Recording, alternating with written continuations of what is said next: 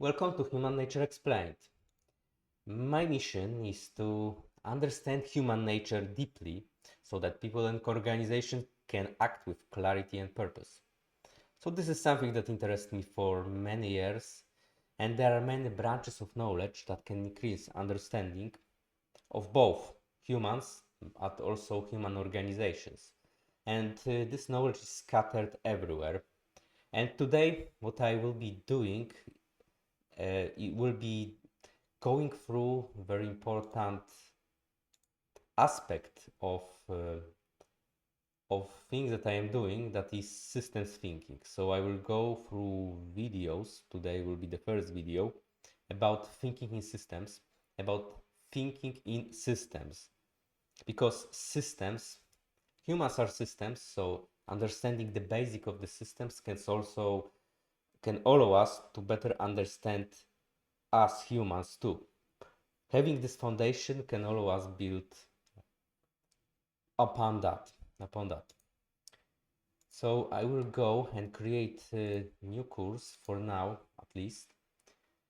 It will be systems theory, absolute basics about systems.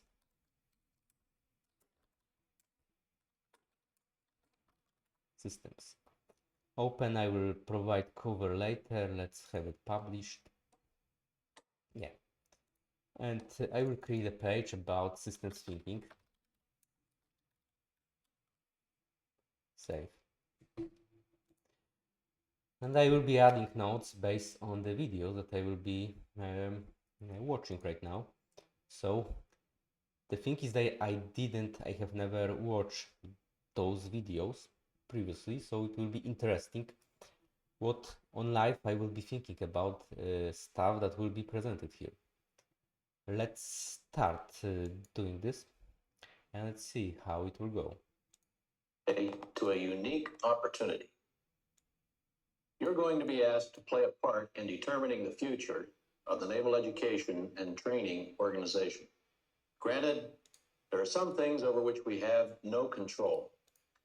But within the limits of participative management, I'm earnestly seeking your views and your assistance in creating a positive organizational climate. You shortly will be viewing a tape made by Dr. Russell Ackoff, who is from the Wharton School of the University of Pennsylvania. Dr. Ackoff has authored or co-authored 16 books and published more than 150 articles. His work in research, consulting, and education has involved more than 250 corporations and 50 government agencies. Recently, Dr. Ackoff conducted 2 training sessions here at CNET, one of which was at Point Clear for the top managers, and more recently, the other was at the Hilton Hotel for middle managers. One of the things you'll hear him say on the tape is that the top brass took 3 days to arrive at their conclusions, while the branch leaders only needed 2 days.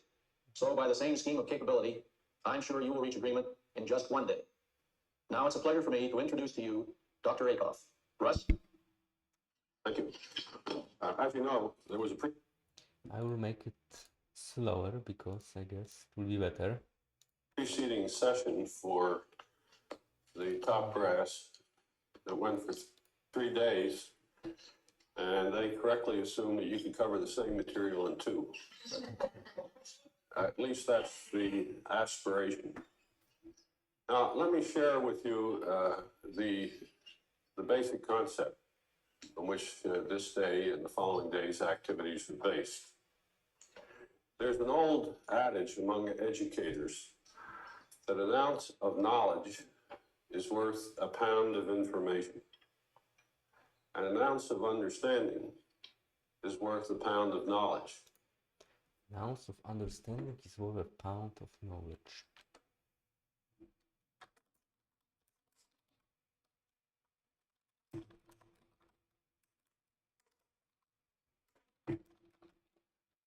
Knowledge. Let me write for now this quote. Now, unfortunately, in the educational process, about 90% of our time is spent in conveying information, about 9% in conveying knowledge, and about 1% in conveying understanding. That's not surprising, since it's difficult to transmit what you don't have.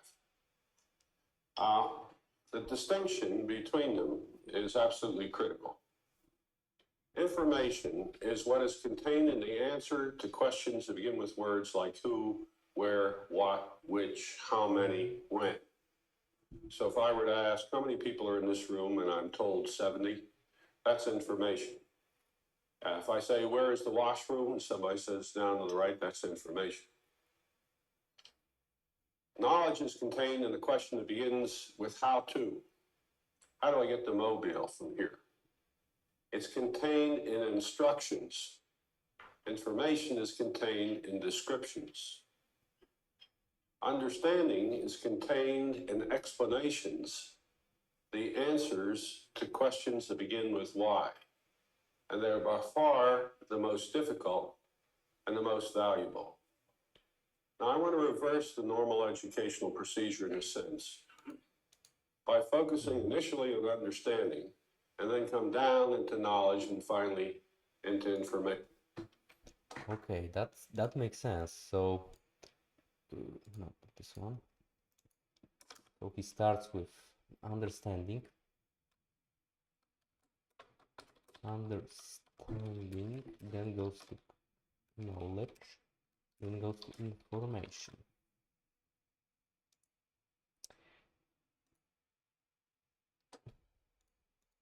Very similar to some extent with the book that I last discussed in a back discussion, Start with Why by Simon Sinek. So first understanding explains why, knowledge answers how, and information tells what. The very similar type of knowledge how we should go as in Simon Sinek. Actually, I want to recapitulate this once again to be sure. An ounce of understanding is worth a pound of knowledge. Now, unfortunately, an ounce of understanding, that an ounce of knowledge is worth a pound of information. An ounce of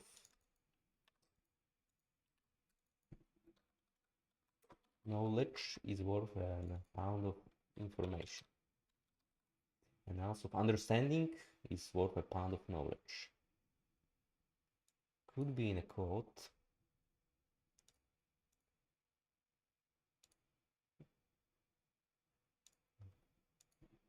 Let me write my note here. I guess it will be... Let me do this here. Very similar type of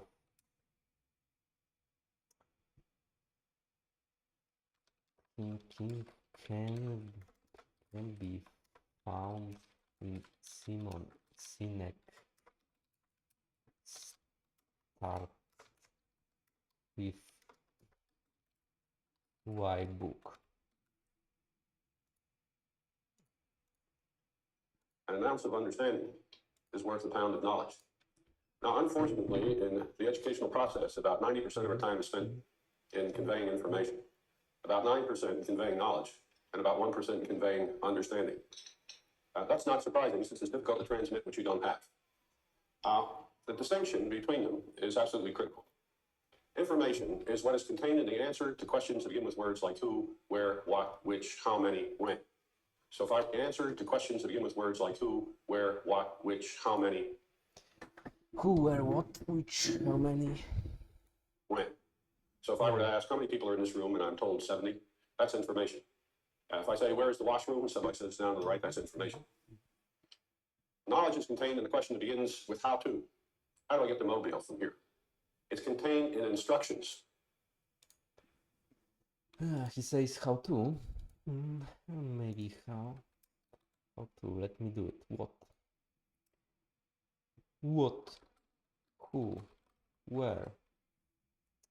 Etc. How many? And more. Yes. Information is contained in descriptions. Understanding is contained in explanations, the answers to questions that begin with why. And they're by far the most difficult and the most valuable. Now, I want to reverse the normal educational procedure in a sense by focusing initially on understanding and then come down into knowledge and finally into information. Because we have so little opportunity to try to develop a joint understanding of what in the world is going on in the world. My students at the university are required to read the literature of change that began with Toppler's book in 1971, Future Shock, and has been followed by a whole series.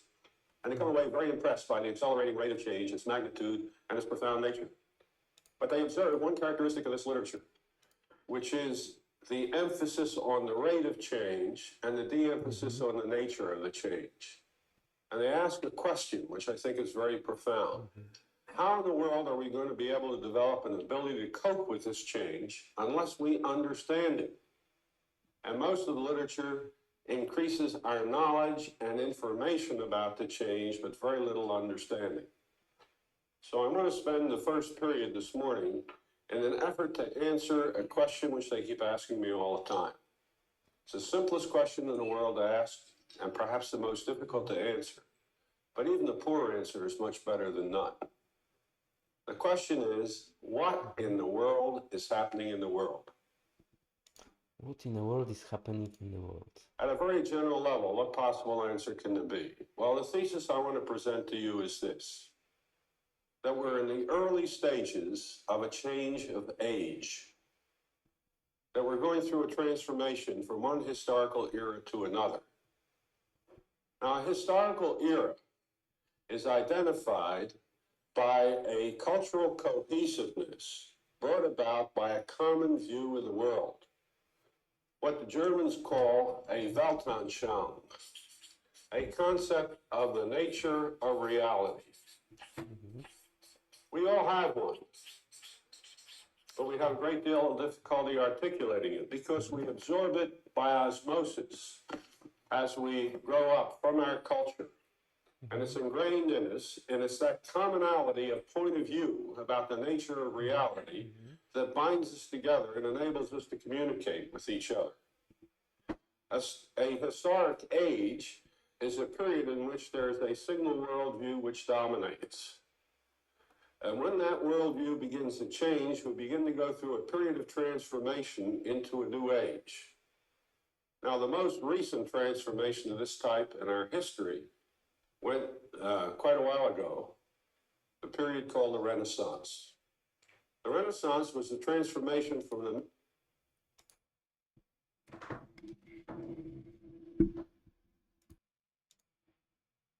Middle Ages to the modern era, which for reasons that I will explain, is called the Machine Age.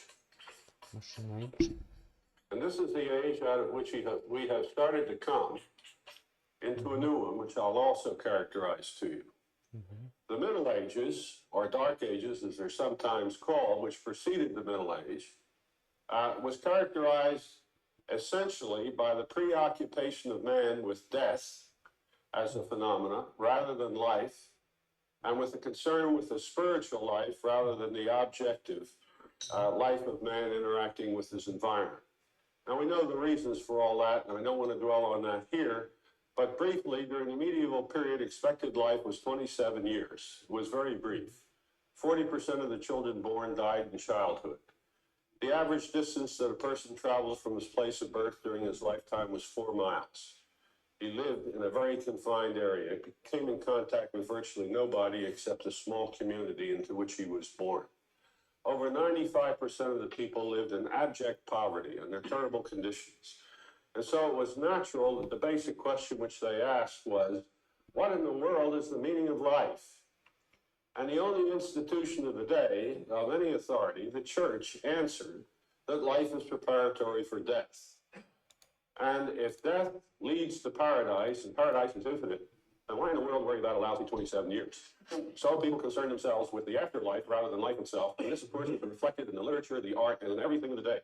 If you look at all of medieval art, it has nothing to do with daily naturalistic activities. It has to do with gods, angels, devils, and so on. The literature as well, Milton's Paradise Lost, Dante's Inferno, and so on. Now, what happened was the Crusades. When Peter the Hermit led the first crusade, large hordes of men, European men, traveled over the face of Europe and came in contact with a number of different communities for the first time and saw a wide variety of cultures. And this aroused their curiosity about the nature of man. And there emerged a movement, which you all studied at one time or another in school, called the New Humanism. a revival of some of the ancient Greek learning transmitted into Europe through the Arabs. Aristotle and Plato were recovered and studied. And as we became more interested in man, we became more interested in man's relationship to his environment. And a major transformation occurred. Curiosity, which had actually been declared a sin by the church during the medieval period, the desire to inquire was considered to be inappropriate for a religious person, became a virtue rather than a sin. And so inquiry began. And out of that inquiry grew a new view of the world that was based on two fundamental legs. The first leg was that the new optimism that developed as man re-entered the world. By the way, that's why the period is called the Renaissance, which, as you know, literally means the rebirth of man. It designates his re-entry into the object of a real world from the spiritual and afterlife worlds. The entry brought with it two fundamental beliefs. First, that the universe was capable of being completely understood. That was a very profound and new belief, which persisted for almost 400 years. Let me maybe write this part. During the age of Renaissance,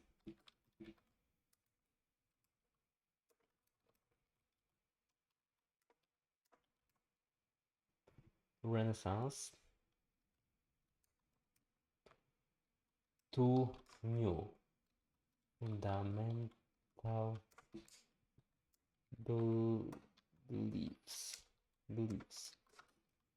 The world can be totally understood.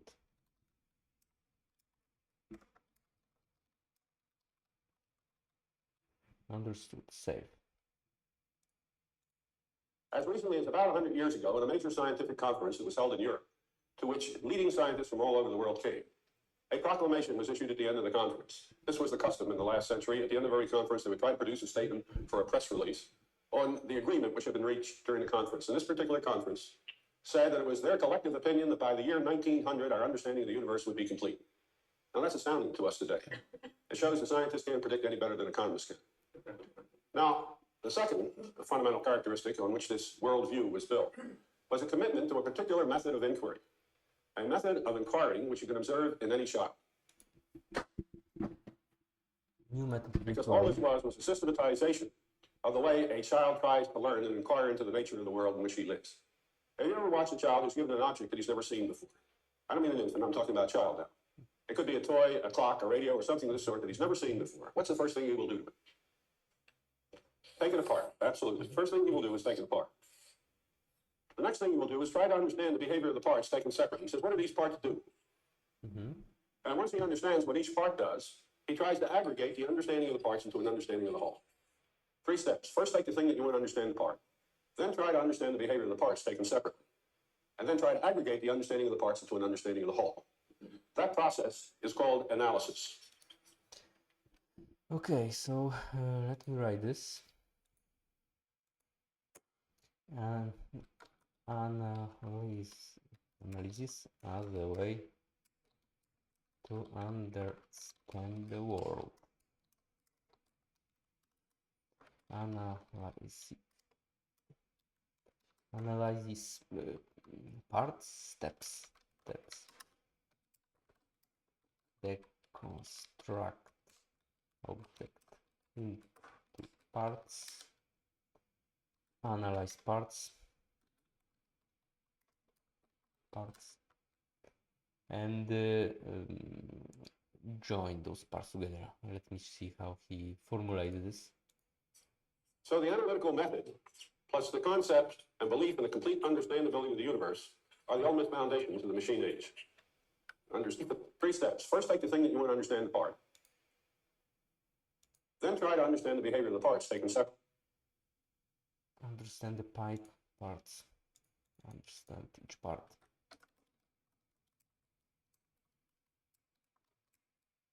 As separate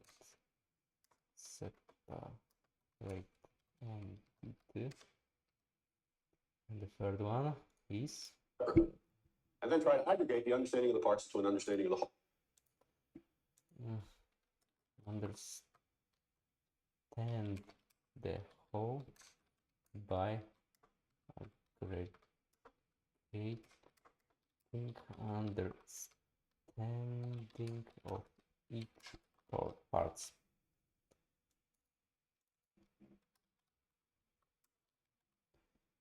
Great, save. Whole. That process is called analysis. Analysis, yeah. So the analytical method, plus the concept and belief in the complete understandability of the universe, are the ultimate foundations of the machine age. Understandability. Machine age. He calls this machine age. Fundamental machine age. Those two types of beliefs. Analysis as a way to understand world, and the belief that world can be totally understood. These two concepts and methods combined led to the fundamental doctrines which gave rise to the worldview. Now let me show you how that happened. Take a common object like an automobile. The analytical method says if you want to understand it, you must first take it apart. So let's take it apart, and here's a part called a carburetor. And in order to understand the automobile, we have to understand what a carburetor does. Well, how in the world will we understand what a carburetor does? What do we have to do? Take it apart, right? And now we have a valve over here. We have to understand the valve before we can understand the carburetor. The carburetor before we understand the automobile. How do we understand the valve? Take it apart. The first fundamental question that was raised was, if understanding comes about by taking things apart, is there any end to the process of taking things apart? Or does it go on to infinity? Now, if you believe that the universe is capable of being completely understood, what must the answer be? Yes, there has to be an end. Because you will only understand the universe when you understand the end. Now, what's the end? The end has to be an indivisible part or element. And therefore, the first fundamental doctrine of this era was that everything in the universe reduces to indivisible parts or elements. And that concept is called reductionism. Now, you're all familiar with that doctrine in its various manifestations. You all learn in your elementary courses in physics in school that if you take any physical object apart, you will... Let me write this. Important statement. So if analysis is analysis can be productive only if there is the end of deconstructing objects.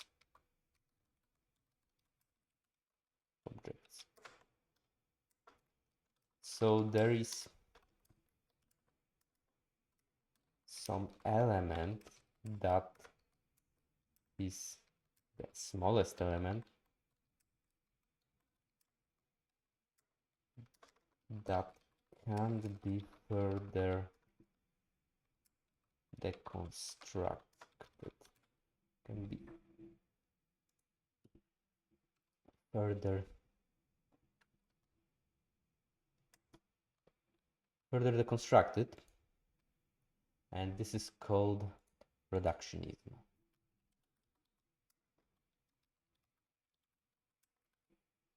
Reductionism analysis machine age save. ultimately reach an indivisible particle of matter called a what? Atom. Atomic theory is a reductionist theory of nature. Everything in nature is made up of these little particles. Can you remember your first exposure to chemistry? I can guarantee you that in the first class you had, the teacher handed out a table. You remember the table? The table of the elements, the chemical elements, the ultimate forms of matter out of which all other matter is formed. In biology, you learn that every living thing reduces to a single element in life called the cell, and so on. In psychology, it was the atomic idea or the direct observation, basic needs, instincts, and so on. Even out in linguistics, there's the basic element of sound called the phoneme. Science was a crusade in search of a holy grail that consisted of the element. And for 400 years, the preoccupation of science was in the identification and understanding of the behavior of the elements, because we believed that in understanding them, we could capture and possess the key to understanding the universe. So reductionism was the first fundamental doctrine. Now, once we understood the elements, the problem was to put them together into an understanding of the whole. We had to understand how they relate. Now, it's not surprising that in an age that believed that everything in the universe reduces to simple, indivisible parts, that we also believe that all relationships in the universe reduce to one simple relationship. And that relationship was cause and effect. We thought that this was sufficient to explain everything in the universe. Now, cause and effect is such a common and widely used concept that we've forgotten what it means. Cause and effect concept.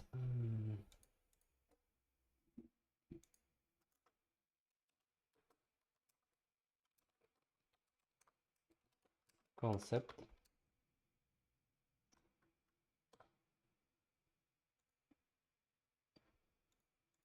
We use it without thinking anymore. Well, let me just remind you what it means. Suppose I strike this board so that you hear a noise. You automatically assume that my striking the board caused noise. Why? Well, essentially, you went through two inferences. The first is, if I had not struck the board, you would not have heard that noise. That is, a cause is necessary for the effect. Secondly, if I did strike the board, you would have heard a noise. That is, the cause is sufficient for the effect. So a cause is something which is both necessary and sufficient for its effect. Now, our commitment to this concept led to a series of consequences, three, which provide the additional three doctrines on which the machine age view of the world was based. The first is this. If I want to understand something, I will treat it as an effect and look for its cause. Because the cause is sufficient for the effect, it gives me a complete explanation. Nothing else is required. And therefore, there is no need to refer to the environment to explain or understand anything. We developed an environment-free theory of explanation. Now, that sounds almost incredible today, but it's true, and it's reflected in two things. First, if I were to ask you to write down the most familiar law of physics that you can recall from your high school or college education, the law which is normally most frequently put down on paper. Some people can't remember its name, but they'll say it was Galileo's law that he got from running the balls down the inclined plane. You remember the name of that law? The law of freely falling bodies. Some of the engineers in the group may even remember the law. S is equal to 1/2 gt squared. The important thing about the law is the word freely in its title. Why was it called the law of freely falling bodies, not the law of falling bodies? You know? Sure you do. It was a body falling into what? Vacuum, right. What's a vacuum? The absence of an environment. All the fundamental laws of physics tell us what will happen in the absence of an environment, not in the presence. The universality of those laws does not derive from the fact that they apply in every environment, but from the fact they don't apply in any. They apply in an idealized condition in which there is no environment. Explanation was environment-free. Now, there's better evidence. What do we call a place a scientist does his research? Laboratory. Right, what's a laboratory? It's a place deliberately constructed by man to exclude the environment. The entire purpose of the laboratory is to allow you to study the effect of one variable on another without the intervention of the environment. Because we believe that ultimately understanding the universe involved understanding cause-effect relationships without the intervention of the environment. So, environment-free explanation was one immediate consequence. Environment-free explanation.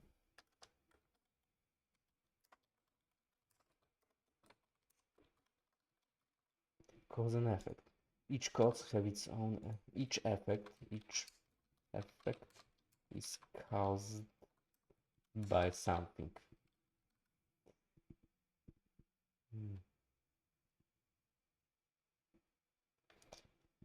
It requires, maybe that's not a good formulation, but let me leave it as is right now. Environment-free explanation. Secondly, I explained this effect when I identify its cause. But now I have an unexplained cause. How in the world do I explain the cause? Well, the answer is easy. I'll treat the cause as an effect and look for its cause. Trouble is, I have another unexplained cause. Well, I'll treat it as an effect and look for its cause. Question. Is there any end to the regression? Is there any way I will ultimately be able to understand everything? Now, if you believe that the universe is capable of being completely understood, what must the answer to the question, is there an end to the causal chain, what must it be? Yes, there must be. And at the end is something called the first cause. And we gave the first cause a name. What do we call it? God.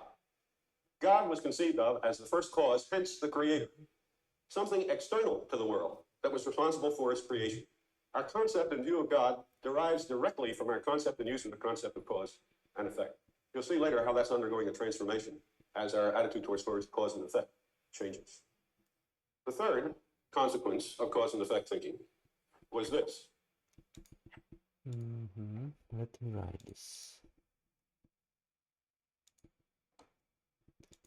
Environment-free explanation.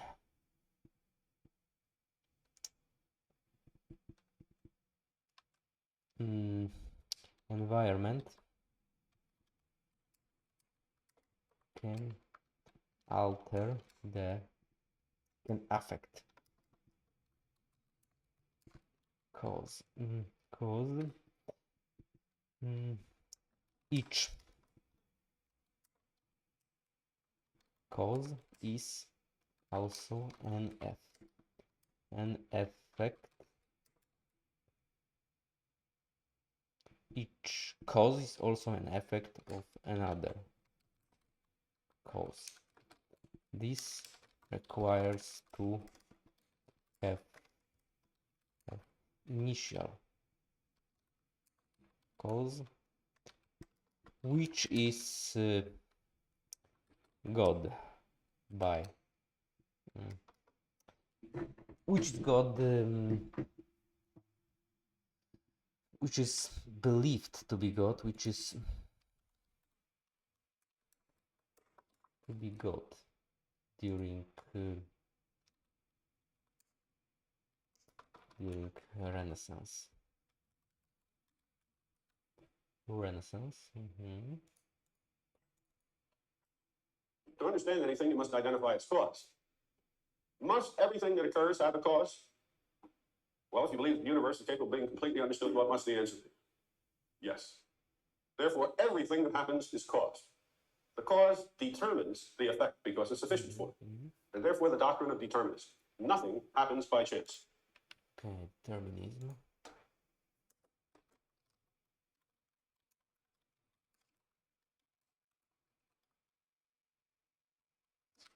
Nothing, determinism. Here's cause.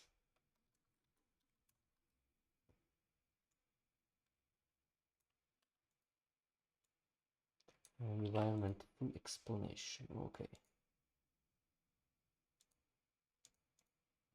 Chance is simply a word for ignorance. When we don't know what the cause of something is, we say it happened by chance. That doesn't mean it was uncaused, it only means we don't know what the cause is. And so the world was conceived of as one in which everything occurs in accordance with natural law.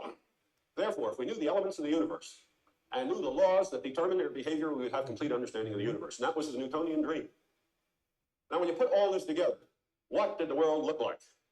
Newton told us. He said the world is a machine. Now, he did not say it was like a machine. He said it is a machine. Furthermore, he told us exactly what kind of a machine it is. He said it is a hermetically sealed clock. Now, a clock. Well, it is, you know. It's the way we ultimately tell time. It's a clock. We tell time by the movement of the planets. But it's hermetically sealed. What does that mean? Newton. Hermetically, what is machine?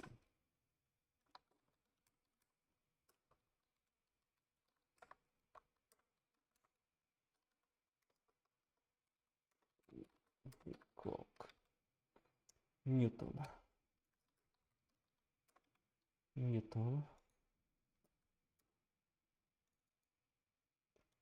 Good to call, save. World is a machine. No environment. It is a self-contained entity, not contained in anything else. So it is a closed mechanism. Now, if you believe that the world is a machine, as we did for 400 years, it was not only a machine, it was a machine created by God. Why?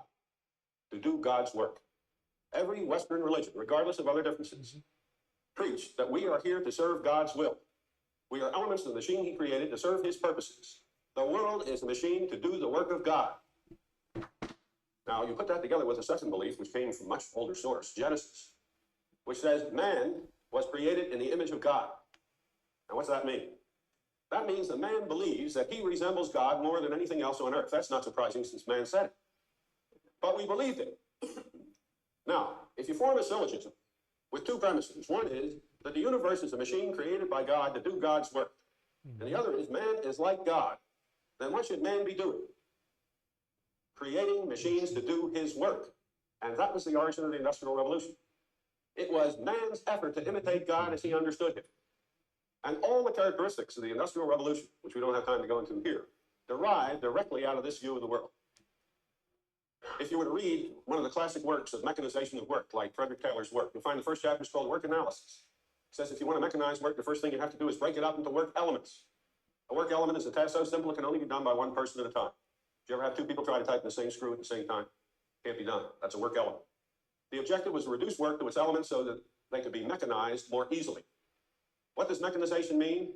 It means the use of an object to apply energy to matter so as to transform matter.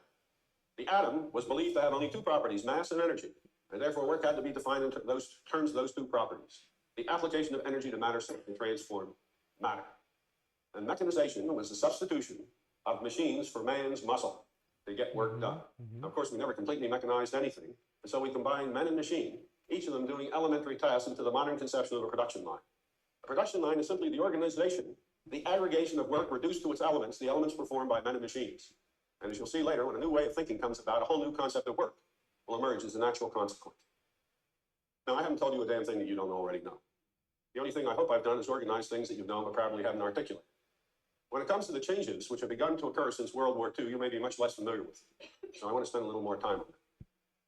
Why does an age begin to end? Because it generates problems that cannot be solved within the concept of the world that prevails. Those types of problems are called dilemmas. A dilemma is a problem that you cannot solve without changing your view of the world. Let me just mention a few, because they began to occur about the turn of the century, and by World War II, they were prolific all over the place. The first one which occurred was the one that arose out of the concept of determinism, formulated as early as the Renaissance by the French philosopher Descartes. I'm sorry? Move back? Okay. If determinism holds in the universe, then how in the world do you explain free will? How can choice be explained?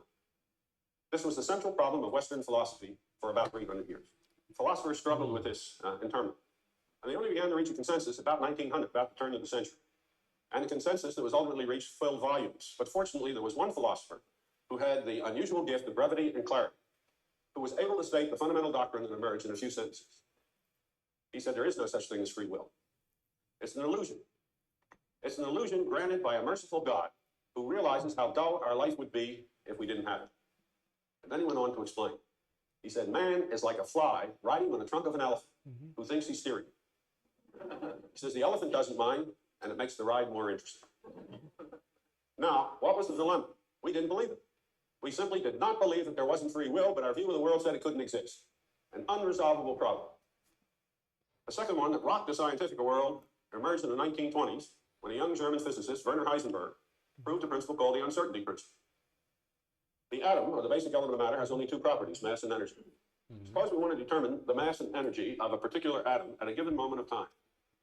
What Heisenberg showed is that the more accurately you can determine the mass, the less accurately you can determine the energy. And conversely, the more accurately you can determine the energy, the less accurately you can determine the mass. Therefore, you can know with certainty only one of the two properties of an atom. And under those circumstances, you will have complete ignorance of the other. Now, that challenged a fundamental view of the machine age. What was it? That the universe could be completely understood. It said, in effect, that was impossible. There was an immediate response by America's leading philosopher, John Dewey, who wrote a marvelous book called The Quest for Certainty, in which he responded by saying, we must give up the concept that the universe is capable of being completely understood. Complete understanding is an ideal that we can continually approach, but which in principle we can never attain. And that was the first fundamental change of a belief. We converted from understandability as an attainable thing to something that is unattainable but approachable. The dilemma that ultimately broke the back of the machine age began to emerge during World War II, but reached widespread consciousness in 1947 when Norbert Wiener's book called Cybernetics appeared. I was a graduate student at the time, finishing up my work, and I can remember the excitement in the university when that book appeared. We knew that something very important was happening, but we didn't know what. And we really didn't have an answer until 1954. In 1954, another book appeared written by a German biologist who had migrated to Canada under Hitler. And he wrote a book, the content of which was not nearly as important as his title. The man's name was Ludwig von Bertalanffy, and the title of the book was General Systems Theory. And the critical concept was system, because it presented the ultimate dilemma to the machine age that broke its back.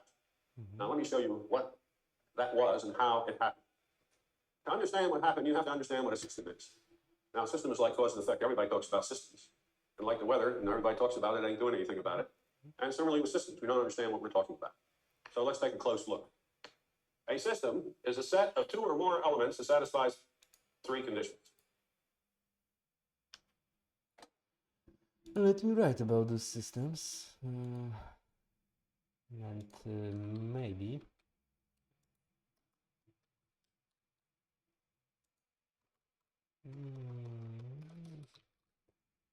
not to move it a lot here. Mhm.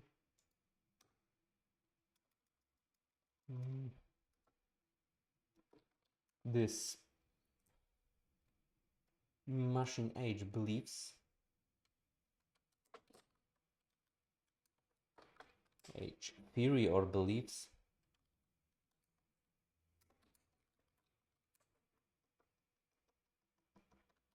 was put into doubts because of dilemmas, free will dilemma,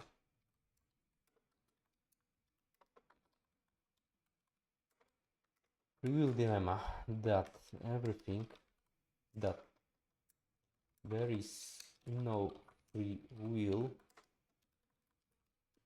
because everything is determined. Then Heisenberg principle.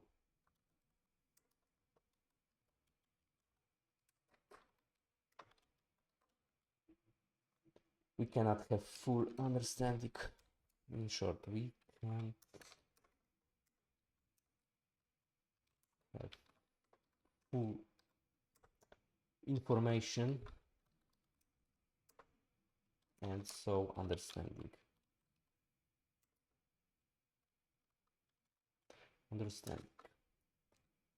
So we can only go into direction of full understanding, but we can't fully, we can't know everything. We can't know everything.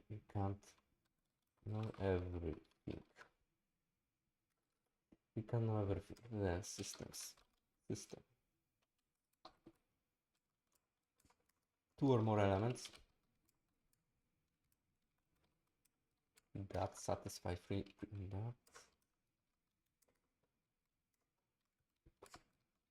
principles.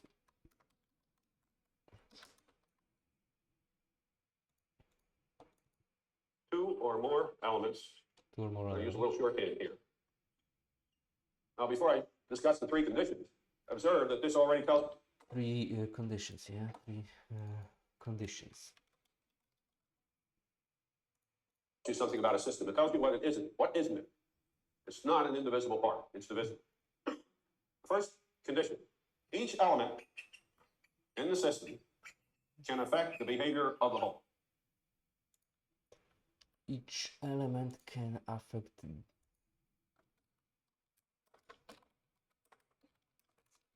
system, can affect the whole.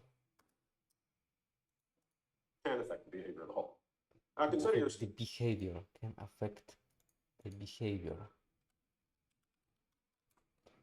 of the whole. self. You're a biological system called an organism. Your heart affects your performance. Your lungs, your stomach, your pancreas, your brain, your liver. Each part can affect the behavior of the whole. Well, not quite. There is one part of the human body that nobody's ever been able to find a use for. What's it called? Appendix. What does the word appendix mean? Added on or attached to. It is not a part of. Isn't that beautiful? If the medical sciences ever find a use for the appendix, I have to change its name. Because then it will no longer be appended. It'll be a part of. Okay. Second condition. The way each element affects the whole depends on what at least one other element is doing. I'll just put this briefly. Depends on other elements, one or more. Let me state this differently. No element has an independent effect on the whole. The effect that it has depends on what other elements are doing. Or put another way, the elements are all connected. Let me write this way. Depends on each other. Now come back to the human body. It says the way the heart will affect your performance depends on what the lungs are doing. We all know that. If the lungs stop operating effectively, so will the heart. If you damage the brain, it will affect all kinds of other pieces of you. The parts are interconnected. No part has an independent effect on the whole. The third and most interesting requirement for a system is that if you take the elements and line them up in any way at all, it doesn't make a difference how you do them. And then we form subgroups of them in any way at all. It doesn't matter how you form these groups of elements. Each group of elements will have these two properties. Each group of elements will have an effect on the behavior of the whole, and no group of elements will have an independent effect on the whole. So if you form elements called a metabolic system, another one called a nervous system, another one called a motor system, and so on, these subsystems, these groups of elements, each have an effect on the behavior of the body, but none of them have an independent effect. They interact. Okay? Therefore, we can summarize this in a simple statement that a system is a whole which cannot be divided into independent parts. Now, what's so startling about that? Well, we have to go a little deeper to see why.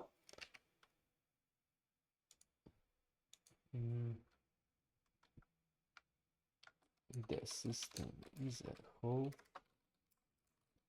that can be into independent parts. There are two critical properties of the system. First, every system has essential properties. They're the properties which define the system, allow you to recognize it. For example, an automobile is a system. It's a mechanical system. How do you know when it's an automobile? Well, the answer is simple, when it takes you from one place to another. The essential property of an automobile is it can carry you from one place to another. I came in this morning and looked around and decided that you people are human beings. I may have been in error, but I suspect not. Why? Well, I saw you doing things which are characteristically human. You were talking, you were drinking coffee, reading, writing. Those are all essentially human activities. Now, the essential properties of a system are properties of the whole, which none of its parts have. Once again. Properties of a system are properties of the whole, which none of its parts have. For example, what's the essential property of an automobile? It will carry you from one place to another. Name me a part of an automobile which can do that. No, the wheel won't take you from one place to another. The engine certainly won't. Take the engine out and put it on the floor, it won't even take itself anywhere. You can write. Your hand can't. It's easy enough to prove. Remove it from your arm and put it on the table and it'll just lay there. You can read. Your eye can. The eye removed from the head can't do a damn thing. Can't even see. The brain removed from the head can't think. These are properties of the whole, not of the parts. And therefore, when a system is taken apart, it always loses its essential properties. It's the first critical thing. If I bring an automobile into this room and take it...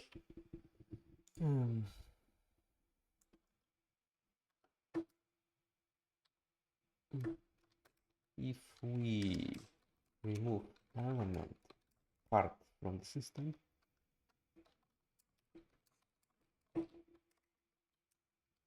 the whole system loses its main property. apart. One thing you can be sure of is it won't take me anywhere.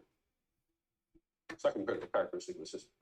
When you take a part of a system out of the system of which it's a part, the part loses all of its essential property. What's the essential property of an engine of an automobile? It's the motive power which moves the car, right? But if you take the engine out of the car, it can't move anything. Essential property of the hand. It can hold things, it can point, it can gesture, but removed from the arm, it can't do any of those things. The essential property of the eye is it's an instrument of vision, but removed from the head, it doesn't see anything, and so on. So the two critical aspects of a system, which we began to recognize in 1954 as a result of the focus on systems, was that the essential properties of a system are properties of the whole, which are lost when a system is taken apart, right? Secondly, the essential properties of the parts are lost when a part is separated from the system of which it is a part. Now I can show you the ultimate dilemma of the machine age. Here's a system that we want to understand. Remember, it was during World War II that the concept of system emerged because we began to build it. Here's a system we want to understand. Now, the machine age says the way you understand a system is to analyze it. That's the only way we have of understanding anything. Analysis and thought were synonymous words. If one person said I had a problem and analyzed it, and somebody else said I had a problem and thought about it, what's the difference? Even today, you'd have a lot of trouble identifying a difference. All right, what's the first step of analysis? What do we do to the system? Take it apart. What happens when you take a system apart? You lose all of its essential properties. Second step of analysis said, try to understand the behavior of the parts taken separate. What happens when you take a part of a system separate? You lose all of its essential properties. So in the mid-1950s, we became aware of the fact that a system could not be understood by analysis. And that was the dilemma that broke the back of the machine. Dilemma of machine age.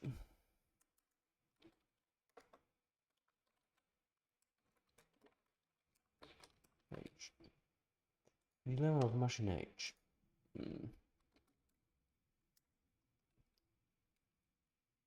Not be understood by analysis. System cannot be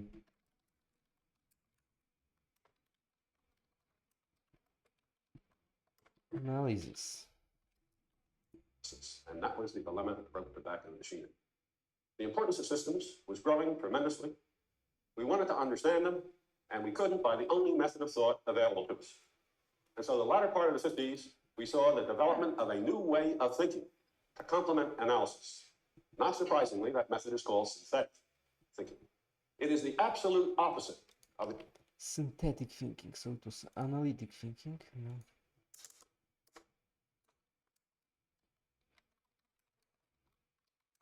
New way of thinking. Synthetic thinking. Synthesis thinking.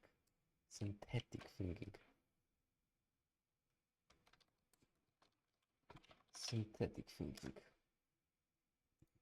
the analytical process. Let me remind you now, analysis is 3 steps. First, take it apart. Secondly, understand the parts. And then thirdly, aggregate the understanding of the parts into an understanding of the whole. All right, first step, take it apart. What's exactly the opposite of that?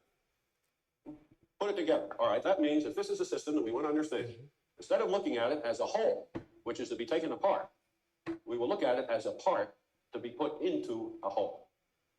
Therefore, the first step of synthetic system is synthetic thinking is to identify a whole of which the system that you're trying to explain is a part. Identify a whole of which the system that you're trying to explain is a part.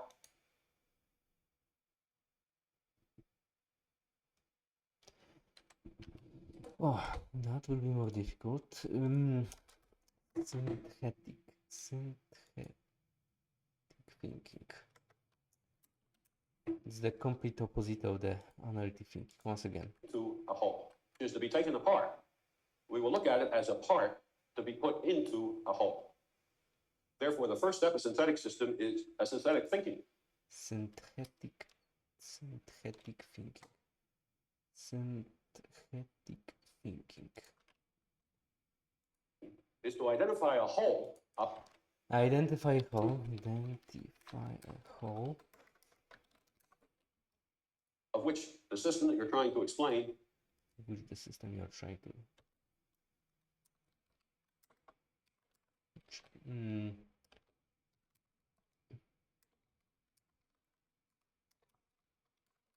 Trying to explain. Is a part. Is a part.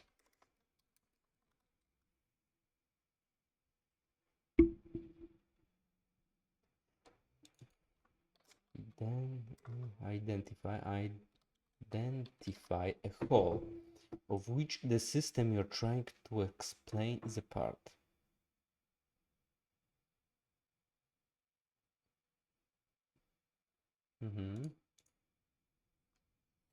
A containing whole.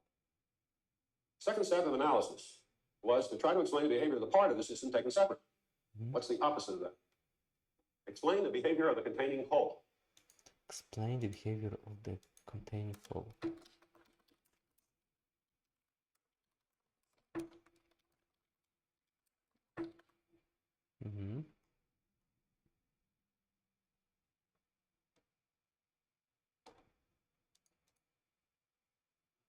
Third step of analysis is aggregate the understanding of the parts into an understanding of the whole.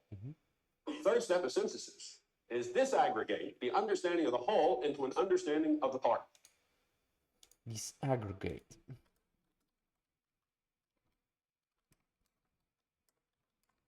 To understand parts. In short, okay. Just absolutely the reverse, right down the line. Now that's very abstract in general, so let's take a specific case so you can see the difference between. Let's take a familiar object, a university. Somebody comes along and wants to know what a university is. They haven't seen one. Maybe they're from the Aborigine tribe in New Guinea. You say, well, a university is a system which consists of parts. The major parts are called colleges. Now, we all recognize that a college isn't indivisible. So we continue. We say, now, a college is a unit of a university that breaks up into smaller units called departments. Now, we recognize that the department can be further divided. We say a department has 3 components to it: faculty, students, and subject matter. And they're the elements of a university. We're down to rock bottom now. Now you explain to them what a faculty member does and is, and that's very difficult to do. It's perhaps even harder to explain to student, and then finally subject matter. Now you can put the 3 together and get a department. The department is an aggregation of faculty who presumably know a subject matter, trying to communicate that knowledge to students who presumably don't know it. That's all a myth, but that's the way it goes. And now you have the concept of a department. And then you say you put departments together that produce people that are capable of a certain kind of professional activity that creates a college and so on up the line. Now, what that process does, analysis of a university, is reveal how it works. It reveals its structure.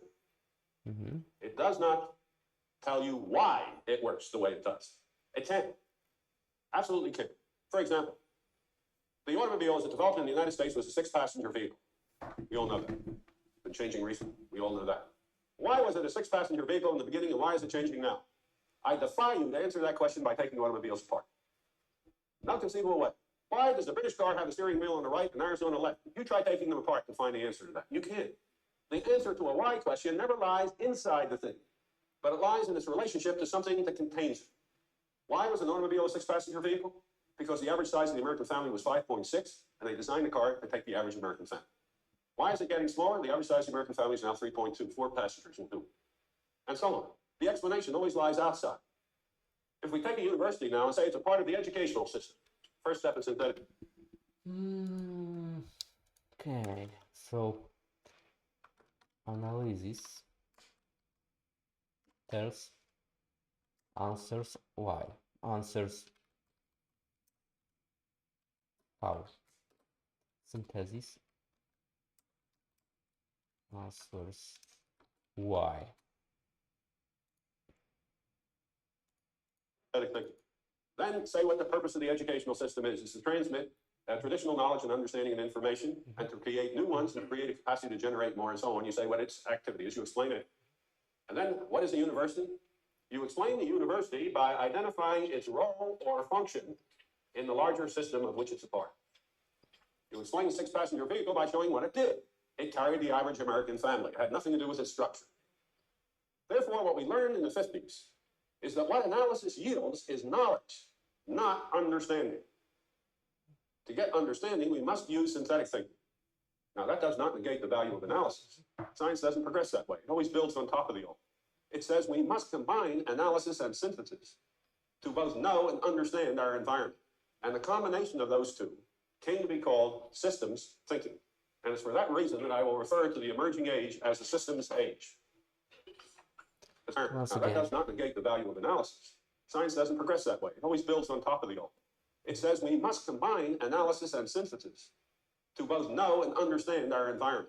And the combination of those two came to be called systems thinking. Systems thinking, okay.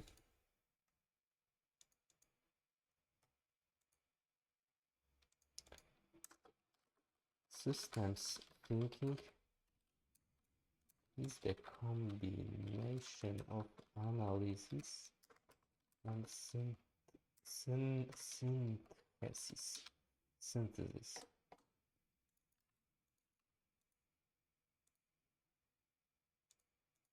And it's for that reason that I will refer to the emerging age as the systems age. And systems age, okay. Main activity systems age.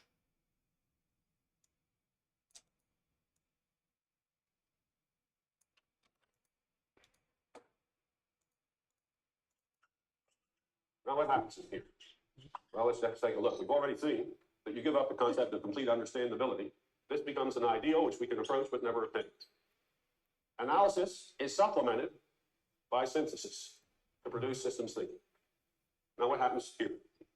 To know something, you have to reduce it to its elements. To understand something, you have to expand it to the larger system, right? To understand the university, I have to understand the function. I have to understand education. Well, how do I understand education? Well, I'm going to have to put it in a bigger system. Society. What's the role of education in society? How am I going to understand society? And there I am off again, just in the other direction. Same question. Is there any end to the process of expansion? Now, this is your midterm exam. That question. On the basis of what I've told you, what must the answer to that question be? Is there a single whole which contains everything? Yes? You're wrong. Anybody got a different answer?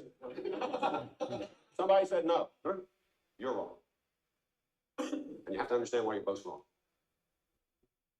If the universe cannot be understood in principle, and if there is an ultimate whole that contains everything, what can we say about it? We will never know it. You can never know it, because then you would understand the universe.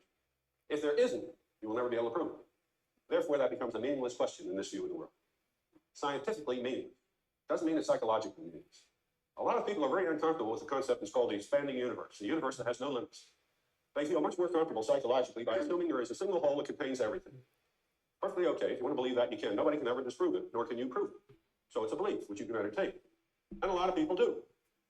The first generation born in the systems age, the so-called baby boom kids that came out after World War II, were beginning to absorb systems thinking as a part of their growing up. And they began to grope for an identity of this all-containing whole. And they gave it a name. You know what they called it? They called it God. But it was a very different God. It's not God the creator anymore, it's God the whole. See, look at yourself for a moment. Are you the creator of your stomach? Of course not. That's a ridiculous. You are your stomach plus your heart plus your brains and so on. You didn't create them. You're not external to them. You are their summation. This was a concept of God, not as a creator, something external to the universe that created it, but God as the universe. Not our creator, but the whole of which we are a part. In the early 1960s, I was visiting the University of California at Berkeley, and I was having lunch one day with the head of the bookstore. And during the course of the lunch, he turned to me and he said, "What do you think is the largest selling book at the University of California bookstore system?" He said, "The Bible." He said, "No, not even near it." I said, "Randall McNally's Maps." He said, "No." I made a couple of other guesses, and they were all wrong. And then he named a book I had never heard of. He said, the I Ching. You know what the I Ching is? Book on Zen Buddhism. How come? Because the Eastern religions are precisely religions in which God is conceived of as the ultimate whole that contains everything else. It's a non-deistic concept of religion. The kids began to discover it because that concept of God was compatible with the systemic view of the world. It wasn't accidental that we had a tremendous development of interest in Eastern religion at this time. This didn't mean the East was in the systems age. They weren't, because they never had science. But they had the system concept. We had science and didn't have the system concept. And we're in the beginning of the era where the East and the West are coming together, because we're increasingly absorbing the concepts of systems which are old in the East, and they are increasingly absorbing the concepts of science which are old in the West. And so the twain have begun to meet. It's not accidental. The conversation between China and the United States has become only really effective in the last couple of years. So what we have now is an open-ended or a closed universe, but that's a matter of choice. It's not a matter of compulsion. Now, what happened to cause and effect? That's a marvelous story that I wish there was time to go into in detail. See, I got to check my schedule here. Let me try to sketch it for you. There was a young man who graduated from Harvard in 1896. He was a very odd guy. He had his undergraduate degree in civil engineering, his master's degree in psychology, and his doctorate in philosophy. You can tell he's not. His first job was as an instructor in philosophy at the University of Pennsylvania. And 2 years later, in 1898, he wrote the most profoundly radical article on science of the last century. What he revealed is during the entire machine age, science had been cheating. Now, what did he do? He said, consider an acorn and an oak tree. Here's an acorn, and here's an oak. He says, is the acorn the cause of an oak tree? Obviously, it is not. Why not? Well, remember the two conditions of a cause. First, an acorn is clearly necessary. You cannot get an oak tree without an acorn. But it is not sufficient. How do you know that? Well, if I take an acorn and I throw it into the ocean, I don't get an oak tree. Or I put it in the Arctic ice cap or a desert, I won't get an oak tree. It is not sufficient.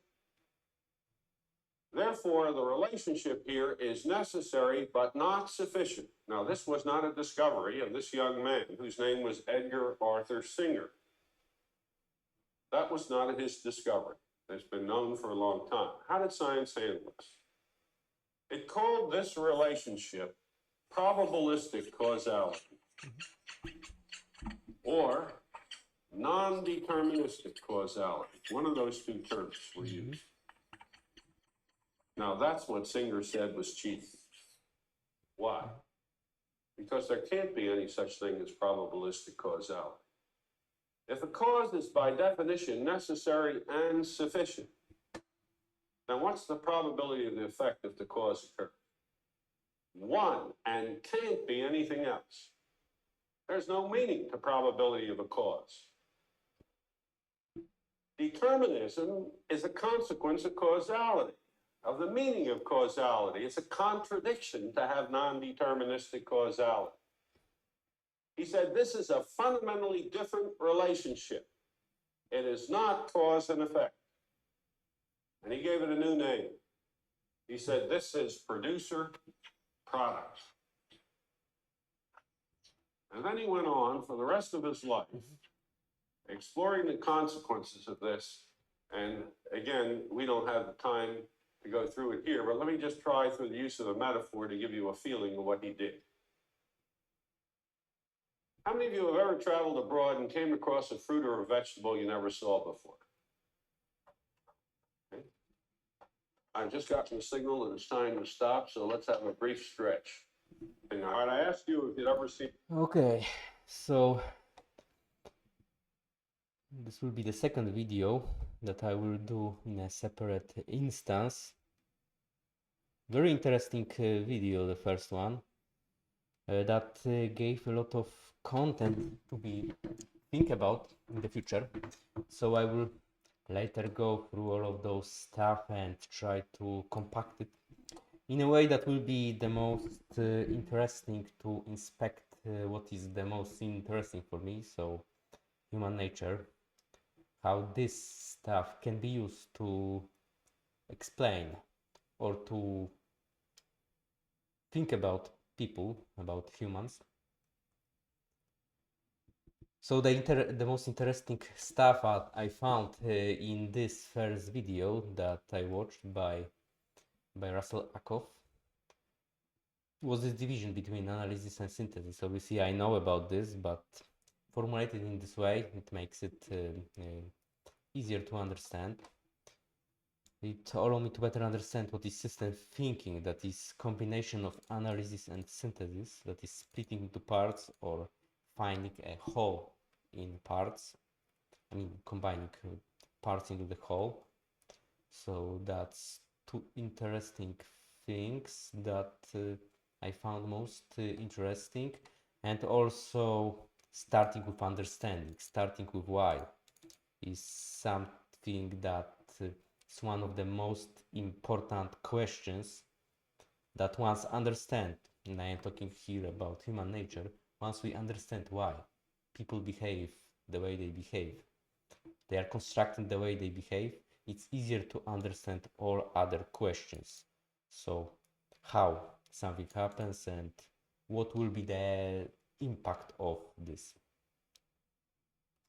So that's I think all for this video, and I will create another video for the second part soon. Thanks for the attention.